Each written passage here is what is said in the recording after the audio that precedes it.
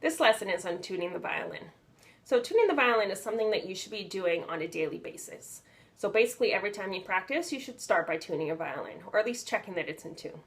So there are two ways to tune the violin. With the fine tuners, these ones down here, and with the tuning pegs at the top, these ones up here. Some violins like mine only have one fine tuner, so in that case, you'd mainly use the tuning pegs. So let's start with the fine tuners. Most of the time using these will be enough to get your violin in tune. You can use a tuner or a tuning fork to help you determine if your violin is in tune. So we always start with the A string. So I'll play my A. Sorry, I played both A and D. If I play my A, I will turn the corresponding fine tuner clockwise like this to sharpen it. I don't have one, so I'm just pretending. If it's a little sharp, I tune the fine tuner counterclockwise to flatten it. Next we move to D, do the same thing. Then we go to G, and last we finish with the E strings, which I can actually demonstrate on because I have a fine tuner. So if I make it sharper, going clockwise,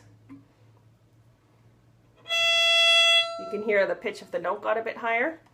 And if I need to make it more flat, turn it counterclockwise, and you hear the pitch get lower. So let's get that back in tune now. A bit more clockwise. Okay, good. So now if your violin is more out of tune than that, it's usually best to use the tuning pegs. As with the fine tuners, we go in the order of A, D, G, and then E strings. I find with the pegs that even if I'm trying to sharpen the string, it's easiest to turn the peg towards me first before turning it away from me to sharpen it. I'm also pushing in as I sharpen it so that the peg and the string don't slip. So, also even to flatten the string, I turn it towards me more than it has to go, then turn it away from me to sharpen it up to where it needs to be. So tuning with the tuning pegs can be a challenge at first, but I promise you the more you do it, the better you'll be at it. So let's just try the A string. I'll do it without the bow because it'll be easier to demonstrate. So I'll just pluck the A.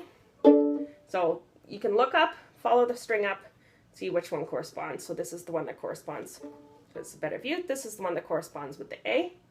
So let's pretend that the string is sharp. So to flatten it, I turn the peg towards me. You can pluck as you go. See, the pitch got lower. And then turn it away from you a bit. There, and we get to the right note. So then you would follow with the D, G, and E string. So I'll just show you. This one is the A, this one is the E, this one is the D, and this one is the G.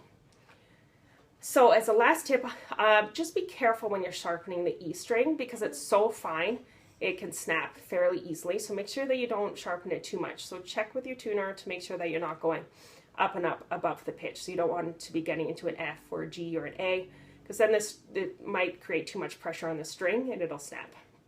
Also check your strings every so often for signs of wear, so you know if you should be replacing them.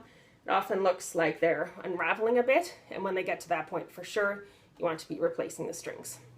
So once you've mastered tuning a single string, it's often beneficial to play two strings at a time so you can tell if they're in tune or not. So like this, here's the A. Then I can play my A and D together. And then sometimes that gives you a hint if they're in tune or not. So this is a good trick if you're more advanced or you have a really good ear. All right, well, good luck with tuning the violin, and make sure that you do it each time you're playing because it's going to make, when you're tuning it, the adjustments smaller, which is going to be easier. So the more frequently you tune, the more your violin tends to stay in tune, and then you won't have to do major adjustments with it.